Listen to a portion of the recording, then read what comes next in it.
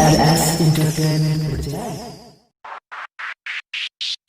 फगुआ घर घर बनबै छै उआ पूरी बनबै छै सादा राजा होली है भाई होली है डीजे लाल बाबू जय मां कत्यानी रिकॉर्डिंग स्टूडियो मानसी एक कन्या सिंगिंग बाय उजाला चौधरी के यो रे लगाबै रंगबा या बिरिया के यो गाबै छै जोगीरा गे सखिया के हमर बला मह बनलै बय मनमा होली के कारण संग में खेल वही गे सखिया सखिया के हमारा बलमा बनलै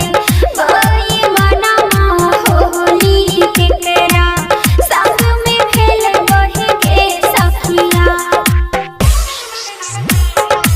मिक्स बाय बबलू बंसाली होली के कारण संग में खेल वही गे सखिया ससुरा में रहै देवरा दुलरुआ से हो बनल कठोरा बागे सखिया के सैया हमर बनलै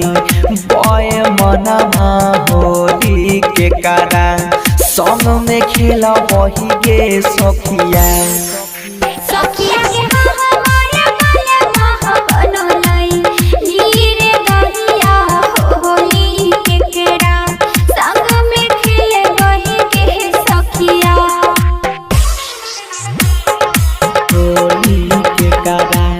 संग में खेल वही गे सखिया डीजे लाल बाबू खेल वही गे सखिया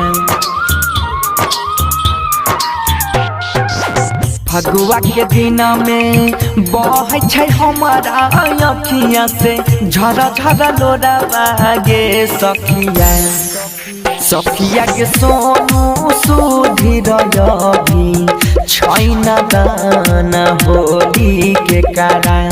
संग में खेल वही गे सखिया सखिया के सोनू सुधीर आही छेना दहन होली के केरा संग में खेल बही के सखिया के यो रे लगाबै रंगबा या बिरिया के यो